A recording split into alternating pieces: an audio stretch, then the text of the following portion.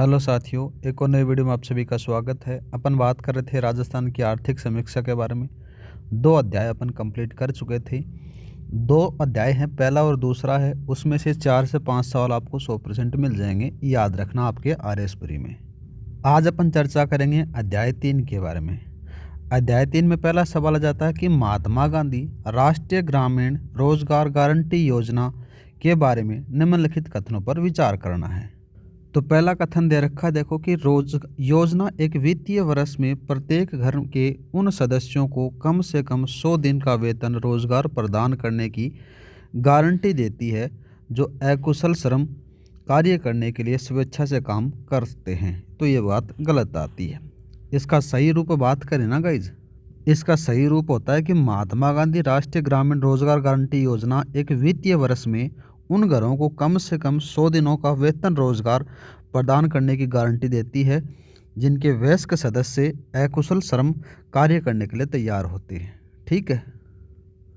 Next कथन दे रखा है कि यह अनिवार्य करता है कि 50% लाभार्थी हैं वो महिलाएं होंगी। ये बात भी गलत आती है क्योंकि इसके अंदर से 1/3 सदस्य महिलाओं का होना जरूरी है, न कि 50%। नेक्स्ट आता है कि ग्राम सभा द्वारा इस योजना के तहत कार्यों का सामाजिक अंकेक्षण किया जाता है। ये बात आपकी सही आती है।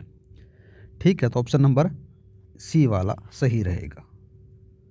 नेक्स्ट आता है गाइज कि सविवेक जिला विकास योजना के बारे में निम्नलिखित कथनों पर विचार करना है।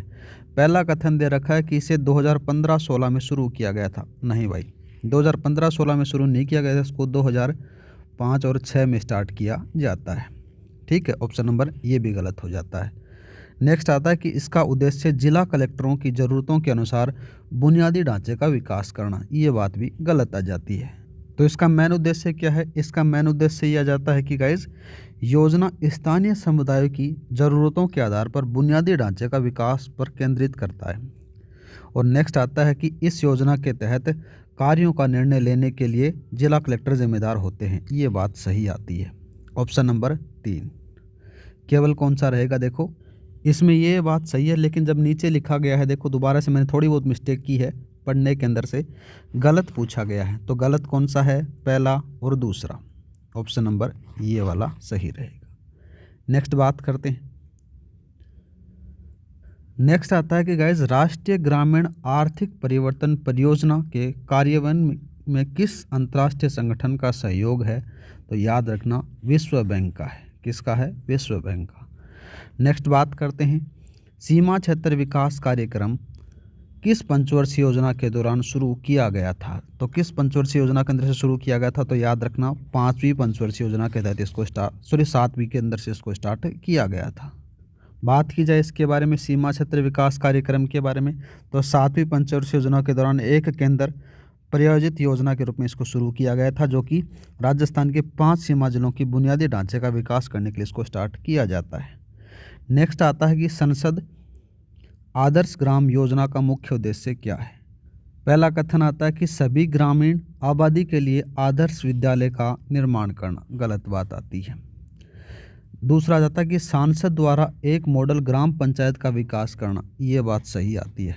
इसमें संसद आदर्श ग्राम योजना के अंदर से क्या होता है कि जो भी एमपी होता है ना आपके क्षेत्र का, उसके द्वारा आप उसी के खुद के एरिया के अंदर से गांव को क्या किया जाता है? गोद लिया जाता है और उसके अंदर से विकास किया जाता है। नेक्स्ट आता है कि गाइज मुख्यमंत्री जिला नवाचार निधि योजना के बारे में निम्नलिखित कथनों पर आपको विचार करना है। पहला कथन दे रखा है कि यह योजना 2019-20 में शुरू की गई थी। ठीक है, तो ये बात सही आ जाती है। दूसरा बात करते हैं, इसका उद्देश्य जिला कलेक्टरों द्वारा स्थानीय आवश्यकताओं के आधार पर समान विकास और केंद्रीकृत निवेश सुनिश्चित करना बताया गया है। ये बात भी सही आती है। नेक्स्ट बात करते हैं, यह योजना पूरी तरीके से केंद्र सरकार द्वारा वित्त पोषित है। ये बात गलत आ जाती है। ठीक है, तो याद रखना इसमें केंद्र सरकार का कोई भी रोल नहीं है, सारा का सारा राज्य सरकार का है। राज्य सरकार के द्वारा ये वित्त पोषित है। तो इसमें ऑप्शन नंबर 1 और 2 सही है, ये वाला ऑप्शन। नेक्स्ट बात करते हैं। नेक्स्ट क्वेश्चन आ जाता है कि महात्मा गांधी जन भागीदारी विकास योजना के बारे में निम्नलिखित कथनों पर आपको विचार करना है। पहली बात आ जाती है, देखो पहले से गुरु गोलवलकर जन भागीदारी विकास योजना के रूप में जाना जाता था और फरवरी 2020 में इसका नाम बदल दिया जाता है। ठीक बात आ जाती है इसमें। ठीक है, 2020 के अंदर से इसका नाम बदल दिया जाता है महात्मा गांधी जन भागीदारी विकास योजना। फरवरी के अंदर से इसका नाम चेंज किया जाता है, पहले नाम इसका ये था। ठीक है, कोई दिक्कत नहीं है। नेक्स्ट बात करते हैं, यह योजना ग्रामीण क्षेत्रों के सामुदायिक परिसंपत्तियों के विकास और रखरखाव के लिए सार्वजनिक भागीदारी सुनिश्चित करती है। ये बात भी ठीक है। ऑप्शन नंबर 1 और 2 दोनों आते हैं, सही है। नेक्स्ट बात करते हैं, तो टीएसपी क्षेत्रों में सामुदायिक परिसंपत्तियों के लिए वित्त पोषण का अनुपात है वो सरकार द्वारा 70% और जनता द्वारा 30% आता है। ये बात गलत आ जाती है। इसमें सरकार के द्वारा तो 80% आता है और जनता के द्वारा 20% आता है। तो इसमें ऑप्शन नंबर पहला और दूसरा सही रहेंगे, ये वाला।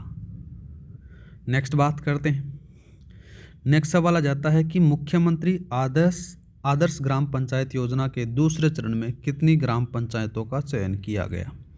तो कितने का चयन किया गया, याद रखना 97 का चयन किया गया है। नेक्स्ट आता है गाइस, महात्मा गांधी आदर्श ग्राम योजना कब शुरू की गई। तो इसको 2019 में स्टार्ट किया जाता है। वैसे देखा जाए तो याद रखना महात्मा गांधी आदर्श ग्राम योजना है, इसको 27 नवंबर की बात आती है, 27 नवंबर 2019 को शुरू किया जाता है। ठीक है, नेक्स्ट सवाल आ जाता है कि मुख्यमंत्री क्षेत्रीय विकास योजना किस वर्ष शुरू की गई। तो किस वर्ष शुरू की गई, 2022 में इसको स्टार्ट किया जाता है। नेक्स्ट आता है कि महात्मा गांधी आदर्श ग्राम योजना के तहत मेरा गांव मेरा गौरव दिवस कब मनाया जाता है। तो कब मनाया जाता है गाइज, याद रखना ये 14 नवंबर को मनाया जाता है। नेक्स्ट सवाल आ जाता है कि प्रधानमंत्री जनजातीय आदिवासी न्याय महाअभियान के बारे में निम्नलिखित कथनों पर विचार करें। पहला दे रखा है कि मिशन का उद्देश्य विशेष रूप से कमजोर जनजातीय समूहों की सामाजिक आर्थिक स्थिति में सुधार करना है। ठीक बात है।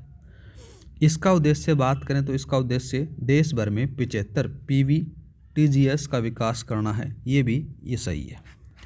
नेक्स्ट आ जाता है कि मिशन में बूंदी जिले के 8 पंचायत समितियां शामिल की गई हैं।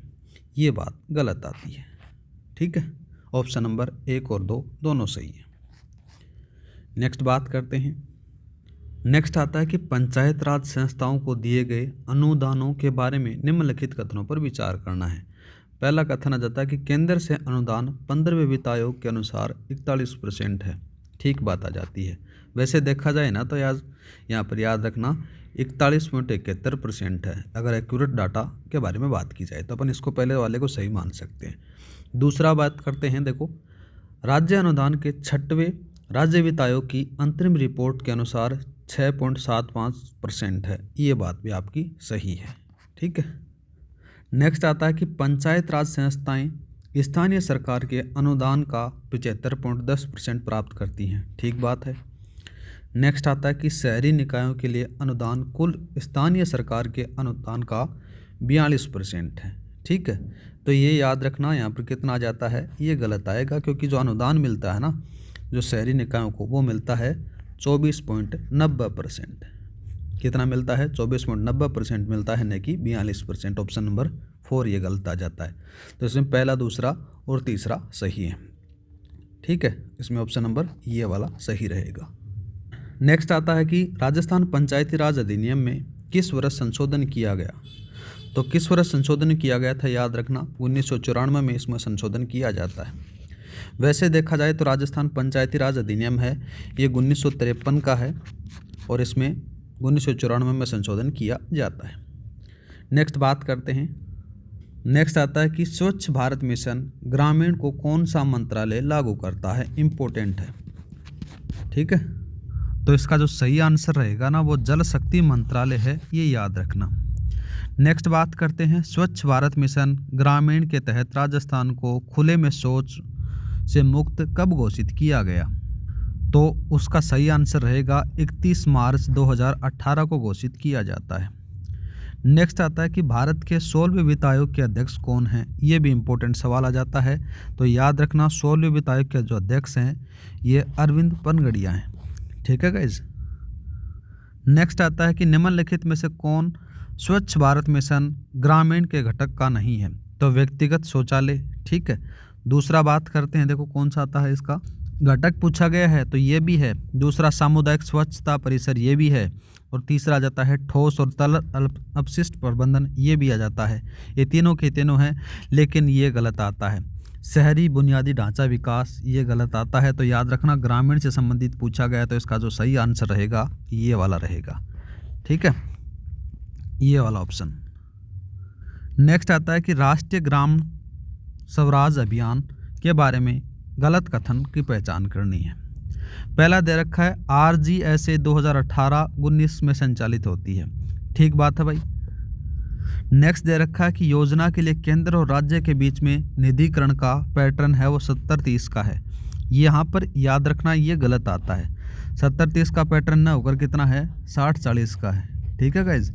नेक्स्ट बात करते हैं, इसका उद्देश्य क्षमता निर्माण प्रदान करना और पंचायती राज संस्थाओं को मजबूत कर बनाना है, ये बात सही आती है।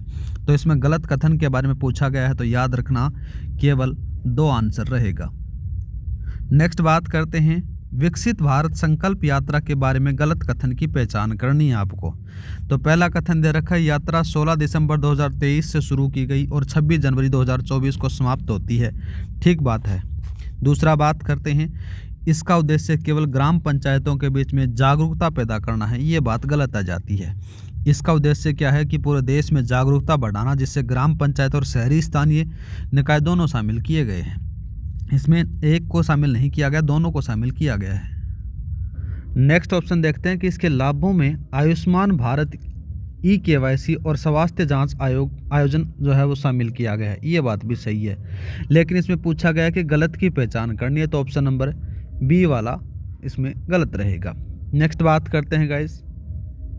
नेक्स्ट क्वेश्चन आ जाता है कि विलेज मास्टर प्लान में कितने वर्षों के लिए योजना बनाने का प्रावधान शामिल किया गया है? इसमें बताया गया कि इसमें अगले 20 वर्षों के लिए योजना बनाने का प्रावधान शामिल है। तो ये गाइज ये याद रखना, देखो इसमें ये 20 वर्षों का न होकर 30 वर्षों का है, ये याद रखना, ऑप्शन नंबर ये वाला। नेक्स्ट बात करते हैं, प्रधानमंत्री कृषि सिंचाई योजना जल घटक के बारे में गलत कथन का पहचान करनी है अपने को। तो पहला कथन दे रखा है कि दूसरा चरण दे रखा है 1 अप्रैल 2022 को शुरू हुआ, ठीक बात आ जाती है। गलत कथन बताना है अपने को, यह कृषि में जल उपयोग दक्षता बढ़ाने पर केंद्रित है। दूसरा कथन भी आपको सही आ जाता है। तीसरा बात करते हैं, यह योजना पूरी तरीके से केंद्र सरकार द्वारा वित्त पोषित है, ये बात इसमें गलत आती है। वैसे देखा जाए ना गाइज, तो ये योजना पूरी तरीके से केंद्र सरकार द्वारा वित्त पोषित नहीं है, यह साझा वित्त पोषित पैटर्न पर पालना करती है। मतलब कि एक तरफ से केंद्र सरकार सहायता करती है, दूसरी तरफ से राज्य सरकार सहायता करती है, तो याद रखना इसमें ऑप्शन नंबर कौन सा रहेगा, ये वाला गलत है, थर्ड वाला। नेक्स्ट क्वेश्चन आ जाता है कि हर घर तिरंगा अभियान के लिए राजस्थान में नोडल संस्था कौन सा विभाग था? तो याद रखना इसमें पंचायती राज विभाग था। नेक्स्ट बात करते हैं, राष्ट्रीय ग्राम स्वराज अभियान के लिए निधिकरण का पैटर्न क्या है? तो निधिकरण का जो पैटर्न है वो 60-40 का है, ठीक है। 60 जो है 60:40 का जो रेशियो है, एक तरफ से 60 का तो रहता है केंद्र सरकार का, 40 का रहता है राज्य सरकार का, याद रखना। नेक्स्ट आता है गाइज, नेक्स्ट सवाल आ जाता है कि अंबेडकर भवन योजना के तहत अंबेडकर भवनों का निर्माण किन संस्थानों पर किया जाएगा? तो सवाल इसका सही आंसर रहेगा प्रत्येक पंचायत समिति मुख्यालय पर किया जाएगा। नेक्स्ट बात करते हैं, ग्रामीण गैर कृषि विकास एजेंसी रूडा के बारे में सही कथन की पहचान करनी है। तो देखो पहला जा जाता है कि रूडा की स्थापना नवंबर 1995 में राजस्थान में ग्रामीण गैर कृषि क्षेत्र को बढ़ावा देने के लिए की गई थी, ठीक बात आती है। दूसरा बात करते हैं, रूडा राजस्थान में विभिन्न शिल्प और उत्पादों के लिए भौगोलिक संकेत GI पंजीकरण प्राप्त करने के लिए मदद करती है, ये बात भी सही है। दूसरा बात करते हैं, रूडा 3 प्रमुख उप क्षेत्रों पर केंद्रित है, चमड़ा, कृषि और हस्तशिल्प, यहाँ पर गलती आती है। वैसे देखा जाए ना तो 3 उप क्षेत्रों पर तो है केंद्रित है, तो इसमें शामिल कौन कौन सा है? एक तो चमड़ा है, याद रखना, ठीक, और साथ में ही यहाँ पर कृषि और हस्तशिल्प न होकर यहाँ पर क्या जाता है, ऊन के वस्त्र आते हैं, ऊन के वस्त्र, ठीक है, और दूसरा जाता है खनिज। तो इन तीनों के ऊपर आधारित है या फिर केंद्रित है मान सकते हो। तो इसमें ये वाला गलत आता है। तो इसमें पूछा कौन सा है, सही कथन की पहचान करनी है। पहला और दूसरा आपके सही रहेंगे, ऑप्शन नंबर ए इसमें सही रहेगा। ठीक है, नेक्स्ट बात करते हैं। नेक्स्ट सवाल आ जाता है कि बजट 2024-25 में उल्लेखित ब्रज क्षेत्रीय विकास योजना का मुख्य उद्देश्य क्या है। तो मुख्य उद्देश्य क्या है गाइज, याद रखना, इसमें से पूर्वी राजस्थान के दूरस्थ क्षेत्रों का क्षेत्रीय विकास बताया गया है। नेक्स्ट बात करते हैं 2024-25 के बजट में बाबा साहेब अम्बेडकर आदर्श ग्राम योजना के लिए कितना बजट आवंटित किया गया है। तो कितना बजट आवंटित किया गया है, याद रखना 200 करोड़ का आवंटन किया है। नेक्स्ट बात करते हैं 2024-25 के बजट में गोविंद गुरु जनजातीय क्षेत्र विकास योजना के लिए बजट आवंटन क्या है। तो बजट आवंटन है वो याद रखना 75 करोड़ का है। इंपॉर्टेंट है, जरूर छप सकता है। ठीक है, नेक्स्ट क्वेश्चन आ जाता है कि निम्नलिखित में से कौन सा रूड़ा की गतिविधियों में उप क्षेत्र नहीं है। तो कौन कौन सा नहीं है, देखो याद रखना, चमड़ा मैंने बताया, ऊन और वस्त्र मैंने बताए, खनिज मैंने बताया, लेकिन जो हस्तशिल्प है वो नहीं है। याद रखना इन 3 क्षेत्रों को शामिल किया जाता है रूड़ा के अंदर से। याद रखना चमड़ा, ऊन, वस्त्र और खनिज आ जाते हैं। इसका जो सही आंसर रहेगा वो हस्तशिल्प रहेगा। नेक्स्ट बात करते हैं और आज का लास्ट सवाल, विकसित भारत संकल्प यात्रा कब शुरू हुई। तो कब शुरू हुई, याद रखना इसको 16 दिसंबर 2023 को स्टार्ट की जाती है। तो इस तरीके से आपका इकोनॉमिक सर्वे का अध्याय 3 है वो यहीं समाप्त होता है। क्लास अच्छी लगी हो तो लाइक और सब्सक्राइब करना न भूलें। मिलते हैं नेक्स्ट वीडियो में। जय हिंद, जय भारत।